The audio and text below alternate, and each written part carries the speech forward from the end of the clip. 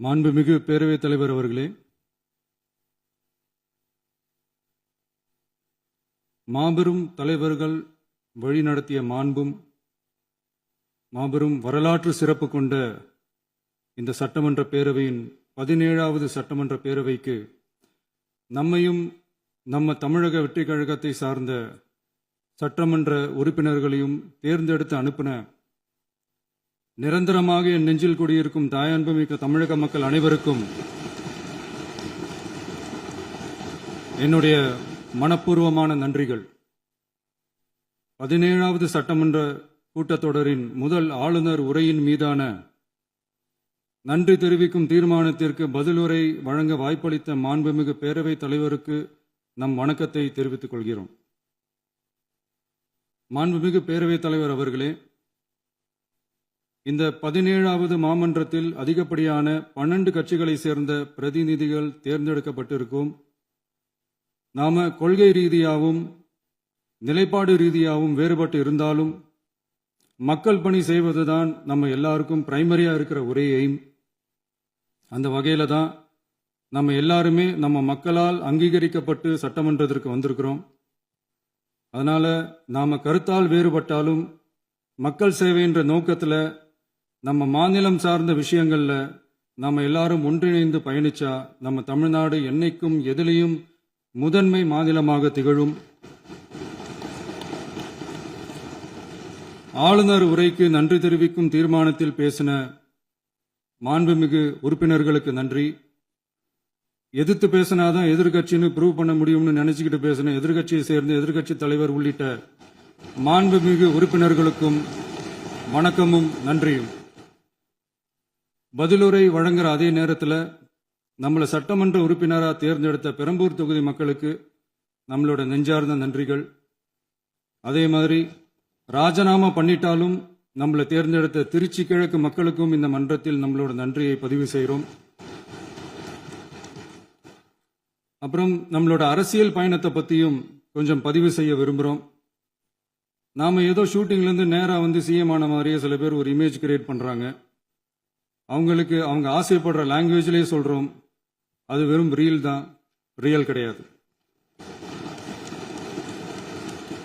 ஒரு சாதாரண நடிகனாக நம்ம கெரியர் தொடங்குச்சு. அப்புறம் அப்படியே சின்சியராக உழைச்சி மேலே வந்தோம். நம்ம கெரியரில் நாம் மேலே வந்ததுக்கு இந்த விஜய் ஒருத்தன் மட்டுமே காரணம் இல்லை, அவனோட உழைப்பு மட்டுமே காரணம் இல்லை. இந்த விஜயோட உழைப்புக்கும் உயர்வுக்கும் பின்னாடி இருக்கிற ஒட்டுமொத்த தமிழ்நாட்டு மக்களோட அன்பும் அரவணைப்பும் தான் காரணம். ஒவ்வொரு வீட்டில் இருக்க ஒவ்வொருத்தரும் நம்மளை அவங்க வீட்டில் ஒருத்தனா ஏற்றுக்கிட்டது தான் நமக்கு கடவுளும் மக்களும் தந்த மிகப்பெரிய வரம்.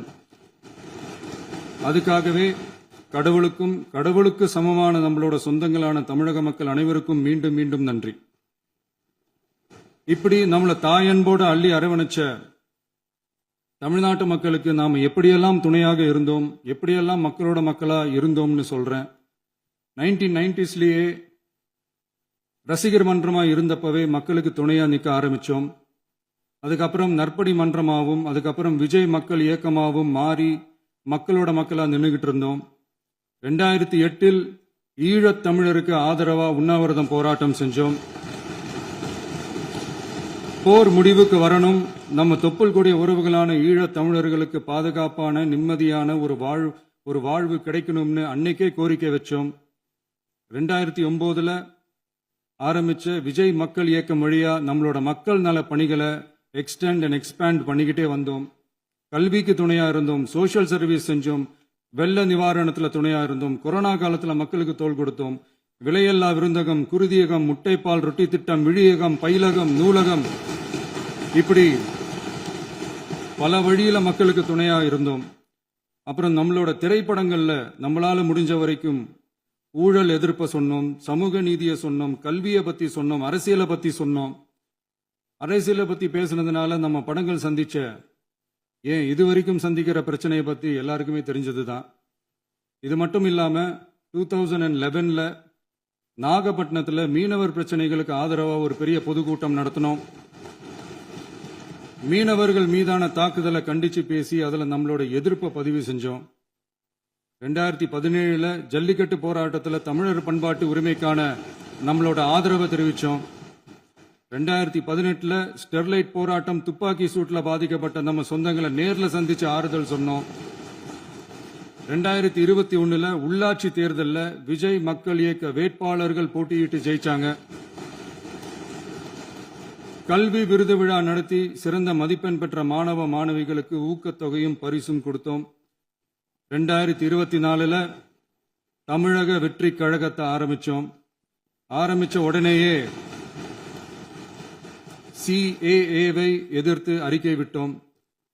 அரசியல் கட்சி ஆரம்பிச்சு விழுப்புரம் மாவட்டத்தில் விக்கிரவாண்டியில நம்மளோட முதல் மாநில மாநாட்டிய வெற்றி கொள்கை திருவிழாவை நடத்தினோம். தந்தை பெரியார், பெருந்தலைவர் காமராஜர், அண்ணல் அம்பேத்கர், வீரமங்கை வேலுநாச்சியார், மக்கள் சேவகர் அஞ்சலை அம்மாள்னு நம்மளோட 5 கொள்கை தலைவர்கள் அறிவிச்சோம்.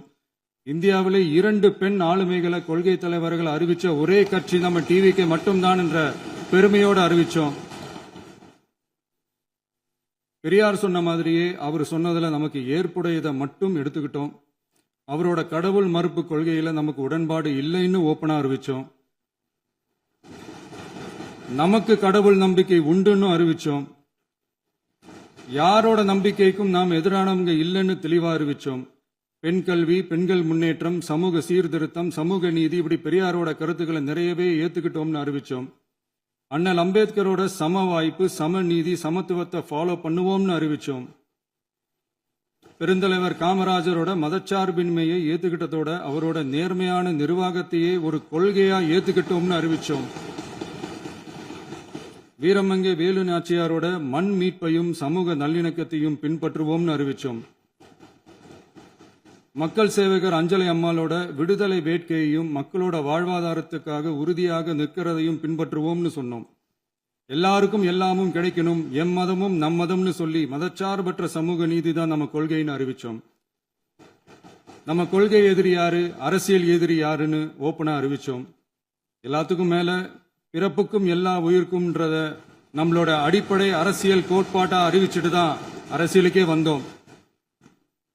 நம்ம மதுரை மாநாட்டில் நம்மளோட தேர்தல் அரசியல் மற்றும் ஆட்சி அதிகார அரசியல் வழிகாட்டியா அறிஞர் அண்ணாவையும் புரட்சி தலைவர் எம்ஜிஆரையும் ஏத்துக்கிட்டதா அறிவிச்சோம். அப்புறம் இன்னனையும் நாம இங்க பதிவு செஞ்சே ஆகணும். எல்லாரும் கட்சி ஆரம்பிச்சுட்டு தான் ஒவ்வொரு வீட்டுக்குள்ளேயும் போவாங்க. ஆனா நாம ஒவ்வொரு வீட்டுக்குள்ளேயும் போனதுக்கு அப்புறம் தான் கட்சியவே ஆரம்பிச்சிருக்கிறோம். ஒவ்வொரு வீட்டில் ஒவ்வொருத்தரும் நம்மள அவங்க பிள்ளையா, மகனா, அண்ணனா, தம்பியா ஏத்துக்கிட்டதும் இயல்பா நடந்துச்சு. தமிழ்நாட்டு மக்களோட மனசுக்குள்ள போறதுக்கு நாம பட்ட பாடு நமக்கு மட்டும்தான் தெரியும். இதெல்லாம் புரிஞ்சாலும் புரியாத மாதிரி இருக்கிறவங்க தான் நம்மள நடிகன் என்று சொல்லியும் நம்ம கட்சிய நடிகன் கட்சின்னு சொல்லியும் சில நக்கல், நையாண்டி இதெல்லாம் பேசுவாங்க. அதை பத்தி நமக்கு கவலை இல்லைன்னு.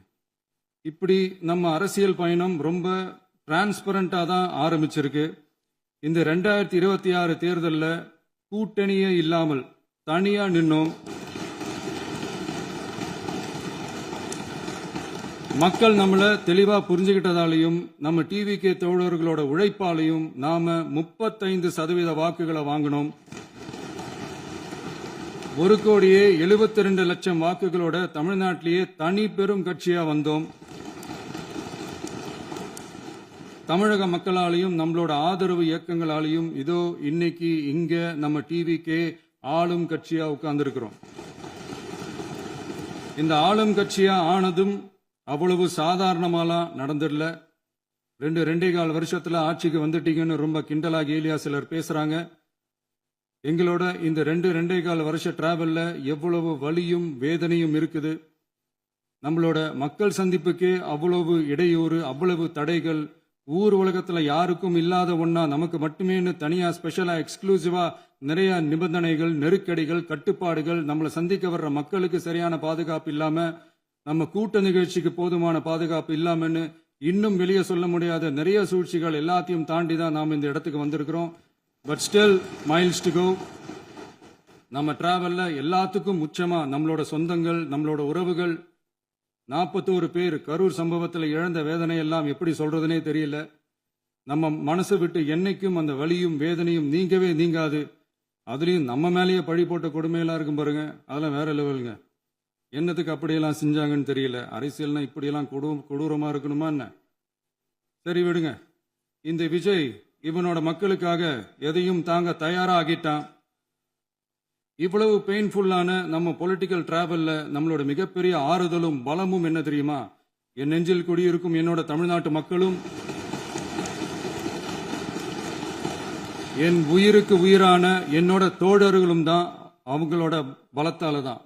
அன்னைக்கு 1967 முன்னாள் முதல்வர் மாண்புமிகு அறிஞர் அண்ணா அவர்கள் தலைமையில் அமைஞ்ச சாமானியர்களோட ஆட்சி மாதிரி 1977 முன்னாள் முதல்வர் மாண்புமிகு புரட்சி தலைவர் எம்ஜிஆர் அவர்கள் தலைமையில் அமைஞ்ச மிக சாமானியர்களோட ஆட்சி மாதிரி இதோ இன்னைக்கு அதே வரிசையில 2026 சட்டமன்ற தேர்தல்ல இந்த விஜயோட தோழர்கள் இடம்பெற்ற ஒரு மிக மிக சாமானியர்களின் ஆட்சி அமைஞ்சிருக்கு. வாகை சூடும் வரலாறு திரும்பி இருக்கிறது. இப்படி ஒரு தீர்ப்பை மக்கள் அளிச்சதுனாலதான் தமிழக வரலாற்றில் ஒரு மகத்தான கூட்டணி ஆட்சியை நாம் அமைச்சிருக்கிறோம். இளைஞர்களால என்ன செய்ய முடியும், பெண்களால என்ன செய்ய முடியும்னு கேட்டவங்களுக்கான பதில் தான் இன்னைக்கு அமைஞ்சிருக்கிற நம்ம ஆட்சி. ஒரே ஒரு குடும்பம் மட்டும் முக்கியம்னு சொல்றது நம்மளோட ஆட்சி அதிகார அரசியல் இல்ல. தமிழ்நாட்டில் இருக்கிற ஒவ்வொரு குடும்பமும் முக்கியம்னு சொல்றது தான் நம்ம அரசியல். நம்மளோட ஆட்சி அதிகாரம் அதான் நம்மளோட மனசாட்சி உள்ள மக்களாட்சி. இந்த 2026 தேர்தலில் யாராலும் உடைக்கவே முடியாதுன்னு சொன்ன மதத்தை உடைச்சோம், சாதியை உடைச்சோம், முக்கியமா காசு கொடுத்து ஓட்டு வாங்குற ஒரு நச்சு கலாச்சாரத்தையே சுக்கு நூறா தூள் தூளா உடைச்சிருந்தோம். நாம கிளீன் கவர்னன்ஸ் அண்ட் குட் கவர்னன்ஸ்ல உறுதியா இருக்கிறோம். இப்ப மட்டும் இல்ல, எப்பவுமே இப்படிதான் இருப்போம். இதுல 100% இது உண்மைன்றதுனாலதான் பாரம்பரியமான தினத்தந்தி பத்திரிகை ஊழலின் ஊற்றுக்கண் அடைக்கப்படுகிறதுன்னு 16/6/2026 அன்னைக்கு ஒரு தலையங்கமே எழுதியிருக்கு. ஒரு தவறு செய்தால் அது தெரிந்து செய்தால் அவன் தேவன் என்றாலும் விடமாட்டேன் என்று எம்ஜிஆர் அன்று பாடினார். அதை இன்று விஜய் செயலில் காட்டுகிறார்னு அந்த எடிட்டோரியல்ல எழுதியிருக்கு. இந்த நேரத்தில் தினத்தந்திக்கு நம்மளோட நன்றியை தெரிவிச்சுக்கிறோம். அரசியலுக்கு வந்து 2 வருஷம் தான் ஆகுது. உங்களுக்கு என்ன தெரியும், உங்களால என்ன முடியும்னு கேலியா கேட்டவங்களுக்கு தினத்தந்தியோட பதிலை இப்போதைக்கு போதும்னு நினைக்கிறேன். என்னென்னமோ செய்வான்னு சொல்றானே இந்த விஜய், பல வருஷமா இருக்கிற ஒரு பதவி வெறி பிடிச்ச அரசியலை உடைச்சி எப்படி செய்வான்னு நம்ம மக்களை யோசிச்சிருவாங்க. இதோ இப்போ நம்ம மக்களுக்கு புரிஞ்சிருக்கும். இப்பவும் சொல்றோம், இது வெறும் ஆரம்பம் தாங்க. இந்த மாபெரும் சபையிலிருந்து கேட்கிற மக்களே, நமக்கு கொஞ்சம் அவகாசம் கொடுங்க. இதுக்கு முன்னாடி, அதாவது 2017 கடைசியில இருந்து 2026 ஏப்ரல் வரைக்கும் இருந்த புண்ணியவான்கள் ஆட்சியில ஒவ்வொரு டிபார்ட்மெண்ட்லயும் போட்ட ஏராளமான ஓட்டைகளை அடைச்சிக்கிட்டே படிப்படியா மக்களுக்கு நல்லதையும் செஞ்சுக்கிட்டே வருவோம். அதனாலதான் நமக்கு எதிரா யார் யாரோ சேரவே மாட்டாங்கன்னு நினைச்சவங்க எல்லாம் ஒன்னா சேர்றாங்க. நம்ம ஆட்சிக்கு டேட்டு குறிக்கிறாங்க.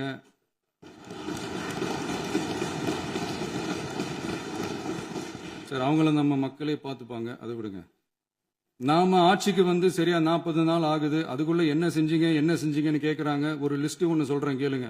பெண்கள் பாதுகாப்புக்காக சிங்கப்பெண் சிறப்பு படை, 200 யூனிட் வரை கட்டணமில்லா மின்சாரம், போதைப் பொருள் ஒழிப்புக்காக தனிப்படை, குறுவை நெல் சாகுபடியை ஊக்குவிப்பதற்காக 134.83 கோடி சிறப்பு தொகுப்பு திட்டம், வழிபாட்டு தலம், ஸ்கூல், பஸ் ஸ்டாண்டுன்னு அதுக்கு பக்கத்தில் இருக்கிற 717 மதுபான கடைகள் மூடப்பட்டன. அங்க வேலையில் இருந்தவர்களுக்கு வேறு கடைகளில் வேலை, கவனிக்கப்படாமல் விடப்பட்ட அம்மா உணவகங்கள் புதுப்பிக்கப்பட்டன. பத்திரப்பதிவு துறையில் பகல் கொள்ளைக்கு ஃபுல் ஸ்டாப் வைக்கப்பட்டுள்ளது. வருகையில்லா ஆவண பதிவு முறை கொண்டுவர உத்தேசிக்கப்பட்ட செயல்பாட்டில் உள்ளது. அரசு மற்றும் தனியார் மருத்துவமனையில் ஸ்கேன் மையங்களில் கருவுறுவதற்கு முன் மற்றும் பின் ஏற்படும் தவறுகளை கண்காணிக்கவும் மருத்துவ நிறுவனம் முறைப்படுத்தும் சட்ட விதிகள் பின்பற்றப்படுகிறதா என கண்காணிக்கவும் மருத்துவ மற்றும் ஊரக பணிகள் இயக்கத்தின் பயன்பாட்டிற்காக 40 புதிய வாகனங்கள் வழங்கப்பட்டுள்ளது. கூட்டுறவு வங்கியின் ஏழை எளிய மக்கள் வாங்கிய கடனுக்கு முதல் முத்தாய்ப்பாக ரூபாய் 2045 கோடி தள்ளுபடி வழங்கி ஆணையிடப்பட்டுள்ளது. ஒன்றிய அரசிடம் கேட்டுக்கொண்டதற்கிணங்க கடந்த 2 வருடமாக நிறுத்தி வைக்கப்பட்ட இருந்த ஜல் ஜீவன் மிஷன் திட்டம் புதுப்பிக்கப்பட்டு ஜல் ஜீவன் மிஷன் திட்டம் 2.0 நடைமுறைக்கு கொண்டு வரப்பட்டுள்ளது. 18,500 கோடி அளவில் உறுதியளிக்கப்பட்ட காஞ்சிபுரம் மாவட்டத்தில் மைய விரிவாக்க திட்டம், கோயம்புத்தூரில் மின்னணு பொருட்கள் மற்றும் மின்னணு அமைப்புகள் உற்பத்தி திட்டம், மற்றும் திருவள்ளூர் மாவட்டத்தில் காட்டுப்பள்ளி எல்என்டி கப்பல் கட்டும் தளம் விரிவாக்க திட்டத்திற்கு ஒப்பந்தங்கள் போடப்பட்டுள்ளன. அனைத்து நிர்வாக நடவடிக்கைகளும் மின்னணு முறையில் மாற்றம் கொண்டுவர நடவடிக்கை எடுக்கப்பட்டு வருகிறது. சட்டவிரோத கல்குவாரி மற்றும் அனுமதியின்றி கனிமங்களை எடுத்துச் செல்வது தடுக்கப்பட்டுள்ளது. பல்வேறு குவாரிகள் சீல் வைக்கப்பட்டுள்ளன. கனிமங்களை கண்காணிப்பது, எல்லைகளை நிர்ணயிப்பது மற்றும் ஆளில்லா விமானம் மூலம் அளவீடு செய்வது போன்றவற்றை செயல்படுத்துவதற்கான பணிகள் மேற்கொள்ளப்பட்டு வருகின்றன. அனைத்து துறைகளிலும் அலுவலர் தலையீடு இல்லாமல் லஞ்ச லாவண்யமற்ற தமிழகத்தை உருவாக்க அனைத்து நடவடிக்கைகளும் முடுக்கிவிடப்பட்டுள்ளது. இதெல்லாம் சாம்பிள் தான், இன்னும் இருக்கு. இந்த வெறும் 40 நாளுக்குள்ளேயே இவ்வளவு செஞ்சிருக்கோம்னா இனி வர்ற நாட்கள்ல கொஞ்சம் கொஞ்சமா படிப்படியா ஸ்டெடியா உழைச்சி லஞ்சலாவணம் இல்லாத, ஊழல் இல்லாத, பெண்களுக்கு பாதுகாப்பான, சுதந்திரமான, டிரான்ஸ்பரண்டான தமிழ்நாட்டை நம்ம சொந்தங்களான தமிழக மக்களுக்கு தர்றது தான் நம்மளோட ஒன் அண்ட் ஒன்லி டார்கெட். கண்டிப்பா அதை நிறைவேற்றியே காட்டுவோம். 8 கோடி மக்கள் நம்மளோட இருக்கிறப்போ ஏங்க அதை செய்ய முடியாது? மாண்புமிகு பேரவைத் தலைவர் அவர்களே, தமிழ்நாட்டின் கருவூலம் எப்படி திசை மாறி உருமாறி தேய்ந்து ஓய்ந்து கிடைக்கிறதுன்னு சொன்னாங்க. திசை மாறி உருமாறி தேய்ந்து ஓய்ந்துன்னு வசனம் மாதிரி ரைமிங்கா இல்லாம வளமான இலக்கியமா இதே சபையில பேசினவங்களோட திறமையான ஆட்சியில நடந்த நிதி மேலாண்மையை பத்தி வெள்ளை அறிக்கையா வெளியிட்டோம். வெள்ளை அறிக்கை வந்ததிலிருந்தே கண்ணை கட்டுதுங்க. அந்த காலத்துல தான் பிள்ளையோ பிள்ளை, தொல்லையோ தொல்லைன்னு சொன்னாங்க. அதே மாதிரி தாங்க அவங்க ஆட்சியாலையும் அவங்களாலையும் இன்னைக்கு தமிழ்நாட்டுக்கே தொல்லையோ தொல்லை. இப்படி ஒரு நிலைமையை உண்டாக்கி வச்சுட்டு இவங்க சொல்றாங்க நமக்கு ஆட்சி செய்ய தெரியாதுன்னு. நம்ம அமைச்சர்களுக்கும் நம்ம சட்டமன்ற உறுப்பினர்களுக்கும் ஒன்னும் தெரியாதுன்னு. ஆமாங்க, எங்களுக்கு தெரியாதுதான். எங்க சட்டமன்ற உறுப்பினர்களுக்கும் அமைச்சர்களுக்கும் மக்கள் பணி செய்ய தெரிஞ்ச அளவுக்கு மக்கள் பணத்தை சுருட்ட தெரியாதுதான்.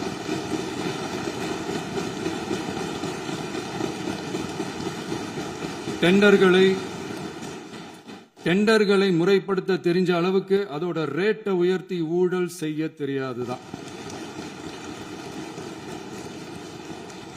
பதவி உயர்வு வழங்கவும் பணி இடமாற்றம் கலந்தாய்வு நடத்தவும் தெரியுமே தவிர பதவி உயர்வுக்கும் பணியிட மாற்றத்திற்கும் பணம் பறிக்க தெரியாதுதான். புதிய பணியிடங்கள் உருவாக்க தெரியுமே தவிர அந்த பணியிடங்களை பணத்துக்கு விற்க தெரியாதுதான். கோயில்கள்ல நடக்கிற நிர்வாக சீர்கேட்டை தடுக்க நீங்க பேசுங்க, நீங்க கண்டிப்பா பண்ணுங்க. கோயில்கள்ல நடக்கிற நிர்வாக சீர்கேட்டை தடுக்க தெரியுமே தவிர கோயில் பணத்தை கொள்ளையடிக்க தெரியாதுதான். தங்கத்தை உருக்கி தாரை வார்க்க தெரியாதுதான். கனிம வளத்தை பாதுகாக்க தெரிஞ்ச அளவுக்கு கனிமத்தை வித்து கொள்ளையடிக்க தெரியாதுதான். அரசு வருமானத்தை அரசு கஜானாவுக்கு மாத்த தெரிஞ்ச அளவுக்கு அந்த பணத்தை தனிப்பட்ட கஜானாவுக்கு மடை மாத்த தெரியாதுதான். போதை கலாச்சாரத்தை தடுக்க தெரிஞ்சவங்களுக்கு போதை கலாச்சாரத்தை வளர்க்க தெரியாதுதான். நம்ம குடும்பத்தில் இருக்கிற பாட்டி, அம்மா, அக்கா, தங்கச்சி, குழந்தைங்களை, பெண்களை மதிக்க தெரிஞ்சவங்களுக்கு ஓசி பஸ், 1000 ரூபாய் கேஸ், இப்படியெல்லாம் பேச தெரியாதுதான். எங்க உறுப்பினர்களுக்கும் அமைச்சர்களுக்கும் மக்கள் சேவை தெரிந்த அளவிற்கு சுயநல தேவையை செஞ்சிக்க தெரியாதுதான். அதனாலதான் சொல்றோம், எங்களை பார்த்து எதுவும் தெரியாதுன்னு சொல்றவங்களுக்கு சொல்றோம், இதெல்லாம் எங்களுக்கு தெரியாதுதான். உங்களை மாதிரி முறைகேடுகளை செய்யறத நாங்க தெரிஞ்சுக்கவும் போறதில்ல, தெரிஞ்சுக்கவும் ஆசைப்படல. அத கடைசி வரைக்கும் எங்களுக்கு தெரியாமலே இருந்துட்டு போகட்டும். அதனால நாங்களும் எங்க மக்களும் வெரி வெரி ஹாப்பி தான். மாண்புமிகு பேரவைத் தலைவர் அவர்களே, எதிர்ப்பவர்கள் எதிர்க்கட்சி என்பதற்காக எங்கள் ஆட்சி மீது 1000 பழி போடலாம். ஆனாலும் தமிழக மக்களுக்கு உண்மையை உணர்த்த வேண்டியது நம்மளோட கடமை. மின்வெட்டை பொறுத்தவரை தமிழ்நாடு மின்மிகை மாநிலமாக இருந்தாலும் கடந்த காலங்களில் ஏற்பட்ட நிர்வாக குளறுபடிகளும் மின்சார சாதனங்கள் மற்றும் மின் மாற்றிகளில் ஏற்படும் பழுதாலும் வேண்டுமென்றே சிலரின் நடவடிக்கைகளாலும் இந்த மின்வெட்டிற்கு காரணமாக உள்ளது. மின் விநியோக மீட்பு நடவடிக்கைகளை ஒருங்கிணைப்பதற்காக எதிர்பாராமல் இரவு நேரங்களில் ஏற்படும் மின் தடங்களை விரைந்து சரி செய்வதில் 10 உயர்மட்ட கண்காணிப்பு குழுக்கள் மற்றும் 125 சிறப்பு மின் தடை நீக்க ரோந்து வாகனங்கள் வழங்கப்பட்டு 24 மணி நேரமும் கண்காணிக்கப்படுகிறது. கூடுதலாக தற்போது 77 புதிய மின் தடை நீக்க மையங்களும் உருவாக்கப்பட்டுள்ளன. விரைவில் இந்த மின்வெட்டு நிலைமை அறவே நீக்கப்படும்.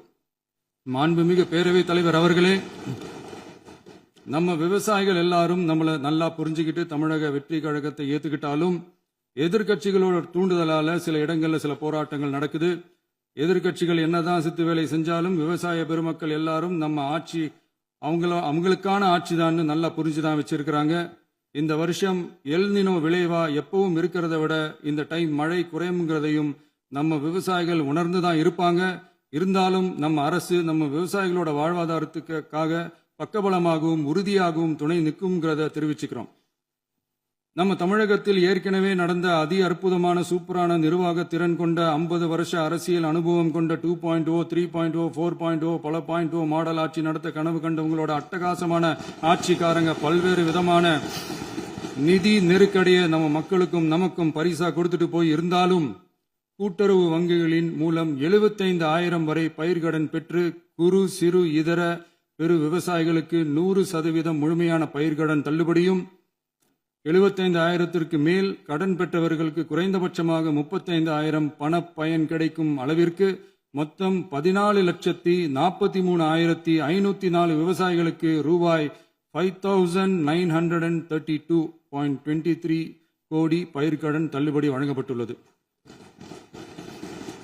மாண்புமிகு பேரவைத் தலைவர் அவர்களே, நாம ஒன்றியத்தில் கூட்டுறவு கூட்டாட்சி, மாநிலத்தில் சுயாட்சி என்ற கொள்கையை கொண்டவங்க தான் ஏற்கனவே அறிவிச்சிருக்கிறோம். தற்போதைய ஒன்றிய அரசு சார்ந்த கட்சியுடன் அரசியலில் கொள்கை அளவில் நேர் எதிராக நிக்கிறவங்க தான் நாம. அதே சமயத்தில் எதுக்கெடுத்தாலும் கண்ணை மூடிக்கிட்டு ஒன்றிய அரசோட மோதல் போக்கை விரும்புறவங்க நாம இல்ல. நமக்கு எப்பவுமே தமிழகத்தின் வளர்ச்சி மட்டும்தான் முக்கியம். அதுக்காக நம்மளோட அரசியல் ரீதியான கொள்கைகளையோ மாநில உரிமைகளையோ கொஞ்சம் கூட விட்டு கொடுக்கவே மாட்டோம். அதுல ரொம்ப தெளிவாகவும் உறுதியாகவும் இருக்கிறோம். இனியும் இப்படித்தான் இருப்போம். அதுல ஒருபோதும் மாற்றமே இருக்காது. அதனால இதுல யாரு திசை திருப்ப வேலையில் ஈடுபட்டாலும் அவங்க எல்லாரும் மக்கள் மத்தியில் தோற்பது உறுதி. எனவே நம்ம மக்களுக்கோ சிறுபான்மை சகோதரர்களுக்கோ நம்ம ஆதரவு இயக்கங்களுக்கோ எந்தவித சந்தேகமும் வேண்டாம். நாம் யாரோட டீமும் இல்ல. நாம எப்பவுமே பியூரான பீப்புள்ஸ் டீம். இன்னும் சொல்ல போனா நாம secular team, social justice team. மாண்புமிகு பேரவைத் தலைவர் அவர்களே, அரசு விழாக்கள், கல்வி நிறுவனங்கள் மற்றும் பல அதிகாரப்பூர்வ நிகழ்ச்சிகளோட தொடக்கத்தில் நம்ம தமிழ்தாய் வாழ்த்த பாடுறது தான் வழக்கமா இருக்கு. தமிழ்தாய் வாழ்த்த பொறுத்த வரைக்கும் நம் அரசு இதுல நம்மளோட உறுதியான நிலைப்பாட்டை ஒன்றிய அரசுக்கு மிக தெளிவா தெரிவிச்சிருக்கு.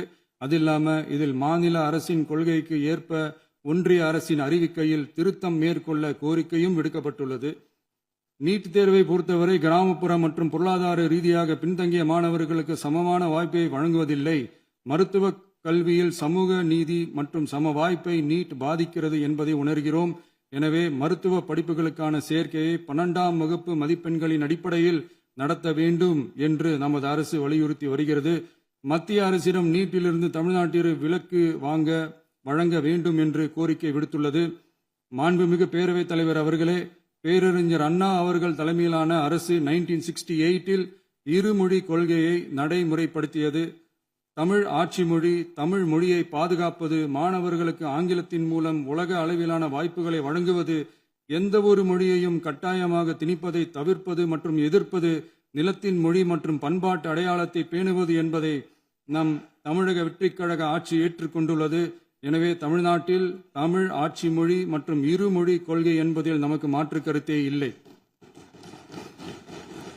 மாண்புமிகு பேரவைத் தலைவர் அவர்களே, கடந்த 11/6/2026 அன்று நடந்த நிதி ஆயோக் கூட்டத்தில் தமிழ்நாடு அரசின் சார்பாக கலந்து கொண்டு வறுமையற்ற தமிழ்நாடு இயக்கம் உருவாக்க தேவையான நிதியையும், தமிழ்நாட்டுக்கு 2 எய்ம்ஸ் மருத்துவமனைகளை தருமாறும், மருத்துவம் மற்றும் பல் மருத்துவ படிப்பிற்கு 12ஆம் வகுப்பு மதிப்பெண் அடிப்படையில் இடங்களை நிரப்புதல் குறித்தும், செயற்கை நுண்ணறிவு தொடக்க நிறுவன வளர்ப்பு மையங்கள் தமிழ்நாட்டில் அமைக்கவும், இளைஞர் திறன் மற்றும் வேலைவாய்ப்பு இயக்கம் செயல்படுத்த வேண்டியும், பெண்கள் தலைமையிலான வளர்ச்சி குறித்தும், மீனவ சமுதாயங்களின் வாழ்வாதாரம் மற்றும் மீன்பிடி படகுகள் மற்றும் மீனவர்களை விடுவித்தல் குறித்து நிரந்தர நடவடிக்கை எடுக்க வேண்டியும், காலநிலை தாங்கும் தன்மை பெருந்திட்டம் 2045 கீழ் விண்வெளி உற்பத்தி மையத்தை தேசிய விண்வெளி உற்பத்தி மையமாக அறிவிக்க கோரியும், தமிழ்நாட்டில் சாலை போக்குவரத்து, நெடுஞ்சாலை மற்றும் ரயில்வே அமைச்சகத்தின் மேம்பாட்டு குறித்தும், அனைத்து கிராமங்களையும் டிஜிட்டல் இணைப்பு வசதி ஏற்படுத்துதல் குறித்தும், கூட்டு குடிநீர் திட்டம் தொடரவும், அரசின் விழாக்களில் தமிழ்தாய் வாழ்த்துக்கான முதலிடத்திற்கான கோரிக்கையும், மேகதாது அணை கட்டுமான நிறுத்தத்தை உறுதிப்படுத்தவும், மாநிலத்தின் மீது மும்மொழி கொள்கையை வற்புறுத்தாமல் புதிய கல்விக் கொள்கையை திணிக்காமல் தமிழகத்திற்கான கல்வித் தொகை ரூபாய் 3284 கோடியை விடுவிக்க கோரியும், ஆண்டுதோறும் 5 லட்சம் இளைஞர்களுக்கு உதவித் தொகையுடன் கூடிய பணியினை தொழில்நுட்ப பயிற்சி வழங்க ஒத்துழைப்பு வழங்குமாறும், ஒகேனக்கல் 3ஆம் கட்ட கூட்டு குடிநீர் திட்டத்திற்கான நிதி ரூபாய் 2283.40 விடுவிக்கவும், வேலை வாய்ப்பு மற்றும் வாழ்வாதாரத்துக்கான உத்தரவாத திட்டத்தின் கீழ் வேலை வாய்ப்புகளை உருவாக்க உடனடி நடவடிக்கை மேற்கொள்ள வேண்டியும் மற்றும் திருக்குறளை தேசிய இலக்கியமாக அறிவிக்குமாறும் தமிழ்நாடு சார்பில் பேசியுள்ளோம் என்பதை தெரிவித்துக் கொள்கிறோம். மாண்புமிகு பேரவைத் தலைவர் அவர்களே, அண்டை மாநிலங்களுடனான நட்புறவு ஒரு மாநிலத்தின் வளர்ச்சிக்கும் நாட்டின் ஒற்றுமைக்கும் மிகவும் அவசியமானது. தமிழ்நாடு தனது அண்டை மாநிலங்களுடன் நதி நீர் பங்கீடு, பொருளாதாரம், கல்வி, கலாச்சாரம் மற்றும் போக்குவரத்து துறைகளில் நல்லுறவை பேணி வருகிறது. பரஸ்பர மரியாதை, ஒத்துழைப்பு மற்றும் கூட்டாட்சி தத்துவத்தின் அடிப்படையில் அண்டை மாநிலங்களுடனான நட்புறவை வலுப்படுத்தவும் நமது ஆட்சியில் காக்கப்படுகிறது. மாண்புமிகு பேரவைத் தலைவர் அவர்களே, சட்டம் ஒழுங்கை பற்றி பேச்சு வந்தது. சட்டம் ஒழுங்கு சரியா இருக்கணும் அப்படின்றதுல எங்களுக்கு மாற்று கருத்தே கிடையாது. கண்டிப்பா லா அண்ட் ஆர்டர் கரெக்டா இருக்கணும், கரெக்டா இருக்கும், இருக்க வைப்போம். அதே மாதிரி பெண்கள் பாதிக்கப்படுறதையும் இங்க யாராலையும் சகிச்சிக்கவே முடியாது. அதுக்கான கடுமையான நடவடிக்கைகள் நம்ம அரசு எடுத்துக்கிட்டு இருக்கிறோம். இந்த சிங்கப்பெண் சிறப்பு அதிரடிப்படை கூட அதுக்கான ஒரு ஃபர்ஸ்ட் ஸ்டெப் தான். அதே மாதிரி இந்த போதைப் பொருள் நடமாட்டம் அதை கண்ட்ரோல் பண்றதுக்கும் நம்ம அரசு கடுமையான நடவடிக்கைகள் எடுத்துக்கிட்டு இருக்கிறோம். அதையும் கண்டினியூ பண்ணி எடுப்போம். மாண்புமிகு பேரவைத் தலைவர் அவர்களே, இப்போ நான் சொன்ன இந்த பிரச்சனைகள்லாம் இந்த 2026 போன மாதம் மே மாதம் 10ஆம் தேதி புதுசாக வந்துடல. இதெல்லாம் பல வருஷமா இருக்கிற பிரச்சனைகள் தான், பல வருஷமா கண்டுக்காம விட்ட பிரச்சனைகள் தான். இன்னைக்கு எதிர்கட்சிக்காரங்க அதை பற்றி கேட்கும் போது எனக்கு அது அக்கறையாக தெரியல, அவதூறு அரசியலாக தான் தெரியுது, பழி போடுற அரசியலாக தான் தெரியுது. இப்படி அவதூறு பழி போடுறவங்கள பார்த்து ஒன்று தான் கேட்கணும்னு தோணுது. கடந்த 9-10 மாசமா நம்ம ஸ்டேட்ல சட்டம் ஒழுங்கு டிஜிபியே இல்லை. சட்டம் ஒழுங்கு டிஜிபியை போடுங்கன்னு சொல்லி எல்லாம் ஓஞ்சி போயிட்டோம். போன ஆட்சியில் நடந்ததுக்கெல்லாம் இப்பதான் விடையே கண்டுபிடிக்கிறோம் நம்ம ஆட்சியில்.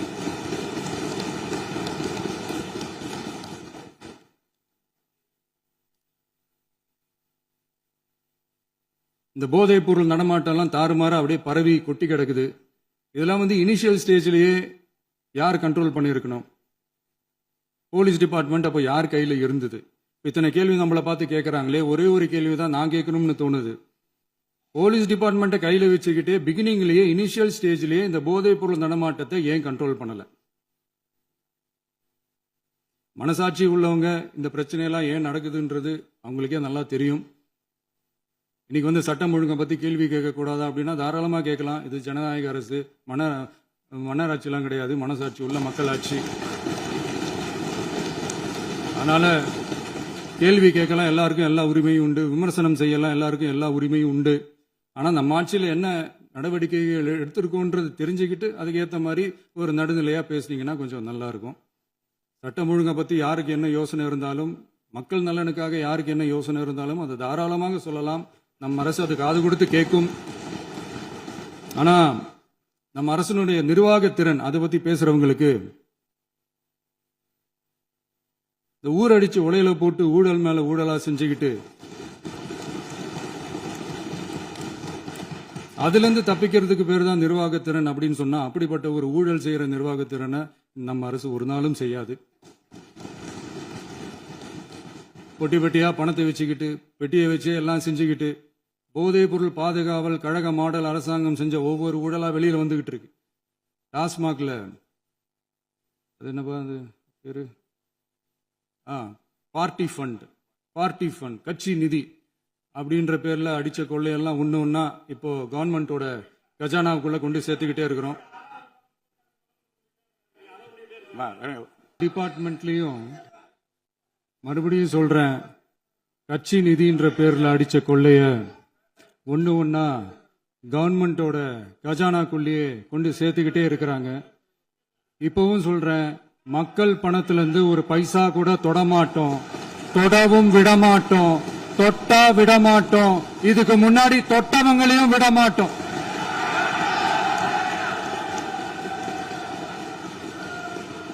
ஒவ்வொரு ஊழலா வெளியில வரும் போலயே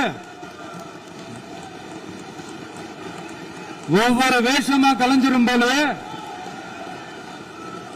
இங்க இருக்கிற நிறைய பேரு நடுங்கி போய் இதுல நம்ம மேல அவதூறு வேற. இப்ப புதுசா ஒரு வெப்பன் ஒண்ணு கொண்டு வந்திருக்காங்க. அது என்ன தெரியுமா? அவங்க தயவால தான் நம்ம ஆட்சி நடக்குதாம். மக்கள் தயவால இந்த ஆட்சி நடந்துகிட்டு இருக்கு. மனசாட்சி உள்ள சக்திகளோட ஆதரவால இந்த ஆட்சி நடந்துகிட்டு இருக்கு. நாங்க தான் அனுப்பி வச்சோம் அப்படின்றாங்களே. அனுப்பி வச்சவங்களுக்கு மினிஸ்ட்ரியில இடம் கொடுத்தா ஏன் கதறீங்க? ஏன் இவ்வளவு கோபம்? ஏன் இவ்வளவு கதறல்? இதுல இன்னொரு முக்கியமான விஷயம், மார்க்சிஸ்ட் கம்யூனிஸ்ட் கட்சி நமக்கு ஆதரவு கொடுத்தது சுயேட்சையா எடுத்த முடிவுன்னு சொல்றாங்க. அதே மாதிரி இந்திய கம்யூனிஸ்ட் கட்சி நமக்கு ஆதரவு கொடுத்தது சுயேட்சையா எடுத்த முடிவுன்னு சொல்றாங்க. இதுல எங்க இருந்து நாங்க தான் அனுப்பி வச்சோம்னா புரியல. மக்களுக்கு நல்லா புரியும், எல்லாத்தையும் தெளிவா பார்த்துக்கிட்டு இருக்கிறாங்க.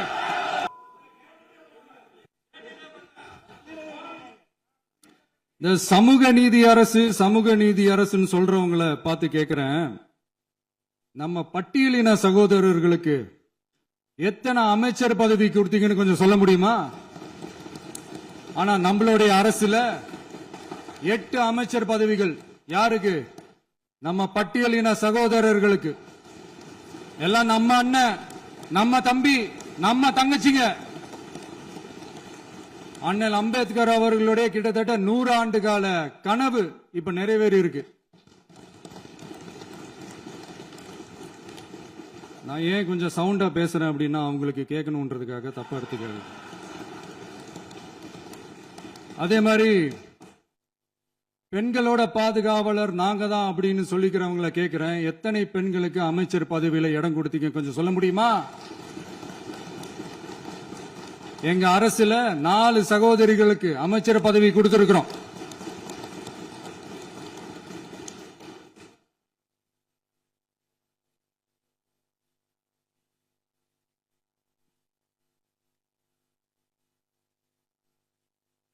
அதனால மக்களால் நிராகரிக்கப்பட்டு மக்களால் அகற்றப்பட்டவங்களுக்கு ஒண்ணு சொல்லிக்கிறோம், தப்பே செய்ய மாட்டோம், ஊழலே செய்ய மாட்டோம், நேர்மையா தான் இருப்போம், நியாயமா தான் இருப்போம் அப்படின்னு சொல்றவங்களால மட்டும்தான் கூட்டணி ஆட்சி அமைக்க முன்வரும். ஆட்சியிலையும் பங்கு, அதிகாரத்திலையும் பங்கு கொடுக்க முன்வரும். ஊழல்லையே ஊறி போனவங்களால இந்த கூட்டணி ஆட்சியோ, ஆட்சியிலையும் பங்கு, அதிகாரத்திலையும் பங்கு கொடுக்க முன்வராது. மெஜாரிட்டி இருந்தாலும் தரமாட்டாங்க, மெஜாரிட்டி இல்லனாலும் தரமாட்டாங்க. கேட்டா ரெடிமேடா ஒரு பதில் ஒண்ணு வச்சிருப்பாங்க, கூட்டணி ஆட்சியை மக்கள் விரும்ப மாட்டாங்கன்னு. அதே மக்கள் தான் இப்ப அவங்கள பார்த்து சிரிக்கிறாங்க. நான்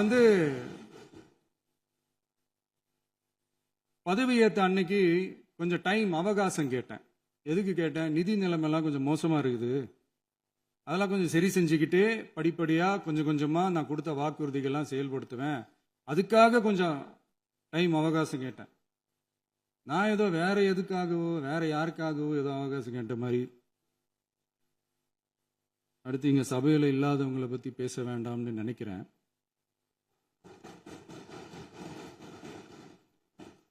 இங்க நம்மளை பத்தி அவதூறு பரப்புறதோட மட்டும் இல்லாம இப்ப நம்ம மக்கள் மேலேயும் அவதூறு பரப்ப ஆரம்பிச்சிட்டாங்க. மக்கள் நமக்கு ஓட்டு போட்டது தப்பான், குடும்பமா நமக்கு ஆதரிச்சது தப்பான். இது இப்ப இல்ல, நான் சொல்றது எம்ஜிஆர் அவர்கள் காலத்திலிருந்தே. அப்பவே அவர் ஜெயிச்சப்போ அதே மக்களை தப்பா பேசுறது. மக்கள் என்ன பண்ணிட்டாங்க, எம்ஜிஆர் என்ன பண்ணிட்டாரு, எம்ஜிஆர் என்ன இது பண்ணிட்டாரு. 50 வருஷமா ஒரே டெக்னிக்கா.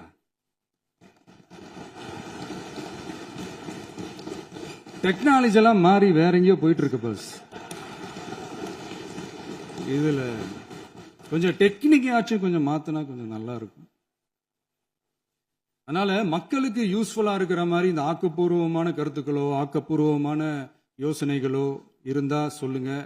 அதை நாங்க டெஃபரெண்டா எடுத்துக்கிறோம். ஆனா அதை விட்டுட்டு இந்த நக்கலு நையாண்டி சம்பந்தம் இல்லாத பேச்சு இதெல்லாம் பேசிட்டு அப்புறம் முதல்வர் பதில் சொல்லல, முதல்வருக்கு பதில் சொல்ல தெரியல அப்படின்னா அப்புறம் என்ன சோஃபா மாடல் ஆட்சியா?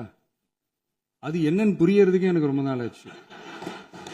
இந்த sofa set, table chair, teapoy, furniture பிசினஸ்லாம் வேற எங்க வெளியில போய் பண்ண சொல்லுங்க. அப்படி அந்த பிசினஸ் தான் பண்ணணும்னா நிறைய பிசினஸ் பண்ற மாதிரி வெளியில போய் பண்ண சொல்லுங்க. இங்க சட்டசபைக்குள்ள வேணாம். அதனால ஆக்கப்பூர்வமான கருத்துக்கள் இருந்தா சொல்லுங்க. டெஃபினட்டா அது சரியா இருந்தா நாங்க ஏத்துக்கிறோம். எனக்கு ஒரு குட்டி கதை ஒண்ணு ஞாபகம் வருது, சொல்லாமா? ஒரு ஊர்ல ஒரு பெரியவர் வெயில் ரொம்ப ஜாஸ்தியா இருக்குன்னு சொல்லிட்டு கண்ணுக்கு மேல கை வச்சுக்கிட்டு இப்படி சுத்தி முத்தி தேடிக்கிட்டு இருந்தாராம். அப்ப கூட இருந்த ஒரு சின்ன பையன் என்ன தேடுறீங்க அப்படின்னு கேட்டானா. அதுக்கு அந்த பெரியவர் சொன்னாரா, அது ஒண்ணு இல்ல தம்பி, உங்க அப்பா இங்கதான் இருப்பாருன்னு சொன்னாங்க, அதான் தேடிக்கிட்டு இருக்கேன். எங்க உங்க அப்பாவையா காணோம்?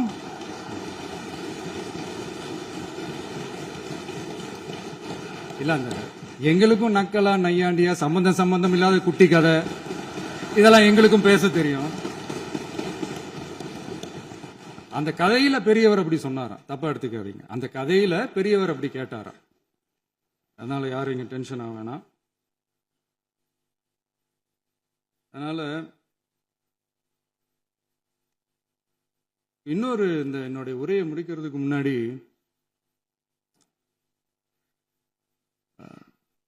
போயிட்டாங்க, பேசலாமா? உங்க கருத்துக்களை நீங்க முழுமையாக மன நிறைவோடு பேசலாம். டிவியில் பார்க்கலாம். சரி, அதான் 5 நிமிஷம் பேசுனதுக்கே கொளத்தூரி இந்த ஆட்டம் அடிச்சு பேசுனா அப்புறம் என்ன பண்றது? கடைசியா நான் இந்த உரையை முடிக்கிறதுக்கு முன்னாடி ஒரு முக்கியமான ஒரு விஷயம் பத்தி சொல்லணும். ஆளுநர் உரை அன்னைக்கு இந்த தமிழ் தாய் வாழ்த்துக்கு அப்புறம் தேசிய கீதம் பாடினது தப்பு, தேசிய கீதம் 2 முறை பாடினது தப்பு, அப்படி ஒரு நிகழ்வு இதுக்கு முன்னாடி இந்த சட்டசபையில நடந்ததே கிடையாது, அந்த மரபையே மாத்திட்டீங்க, இப்படி ஒரு பெரிய ஒரு போர் மாதிரி எதிர்கட்சியை சார்ந்தவங்க எல்லாம் சொன்னாங்க இல்லையா? அந்த மாநில உரிமை போராளிகளை, அந்த மரபு காக்கிற உரிமை போராளிகளை ஒரே ஒரு கேள்விதான் கேட்கணும். 2021 ஆகஸ்ட் 2 ஞாபகம் இருக்கா? Centenary celebration of Tamil Nadu legislature.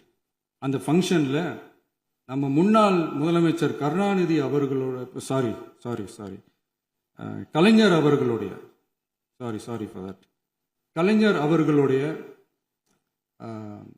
புகைப்படத்தை மாண்புமிகு குடியரசுத் தலைவர் திறந்து வைக்கிற ஒரு ஃபங்க்ஷன். அந்த ஃபங்க்ஷன்ல national anthem followed by Tamil தாய் வாழ்த்து அப்படின்னு அறிவிச்சது ஞாபகம் இருக்கா? அதாவது தேசிய கீதத்துக்கு அப்புறமா 2வது முறையா, நோட் திஸ் பாயிண்ட் மாண்புமிகு பேரவைத் தலைவர் அவர்களே, பிளீஸ் நோட் திஸ் பாயிண்ட். தேசிய கீதத்துக்கு அப்புறம் 2வது முறையாக தமிழ் தாய் வாழ்த்து பாடப்படும் அப்படின்னு சொன்னது ஞாபகம் இருக்கா? அதுவும் முத்தமிழ் அறிஞர் அப்படின்னு சொல்ற நம்ம கலைஞர் அவர்களுடைய அந்த புகைப்படம் வெளியிட்டு விழாவில் அவர் இருந்த இதே சபையில தமிழ 2வது இடத்துக்கு தள்ளினது யாருன்னு ஞாபகம் இருக்கா? அது மட்டும் இல்ல, அந்த தேசிய கீதத்தை நாட்டுப்பண் நேஷனல் ஆந்தம்னு சொல்லி அதே ஃபங்க்ஷன்ல கடைசியா ஃபங்க்ஷன் முடியும் போது செகண்ட் டைம் தேசிய கீதம் பாடினதும் ஞாபகம் இருக்கா? இதே அவையில் தான், அது அவை குறிப்பிலும் இருக்கிறது, இதே அவையில் தான் நடைபெற்றது. இந்த தக்க நேரத்தில் இந்த ஆதாரங்களை அளித்த மாண்பு முதல் அவர்களுக்கு நன்றியை தெரிவித்துக் கொள்கிறேன். டவுட் இருந்தா இந்த புக்கை பார்த்து தெரிஞ்சுக்கலாம். அதனால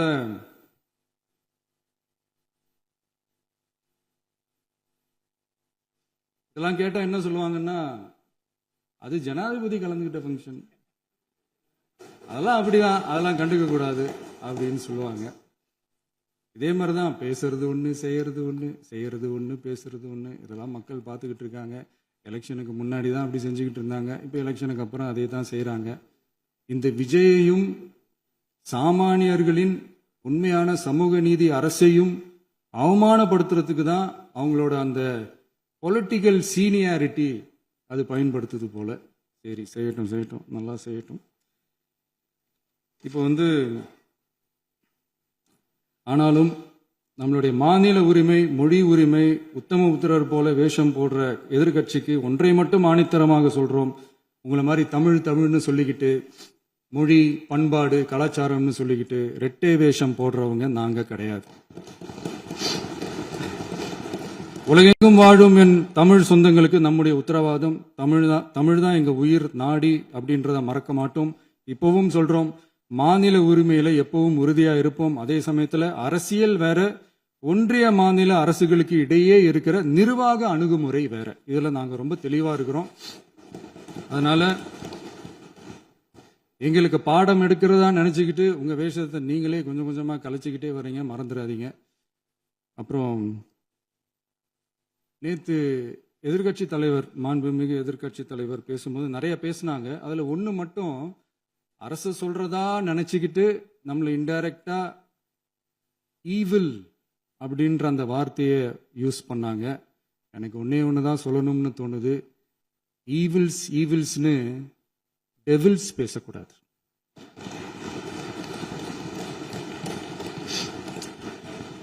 அவங்க இருந்திருந்தா ஒரு ஆக்ஷன் பண்ணணும்னு எனக்கு தோணுச்சு. எல்லாரும் போயிட்டாங்க. இல்ல, பர்மிஷன் பண்ணலாமா? இப்பவும் பண்ணலாம், ஒன்றும் தப்பு இல்லை.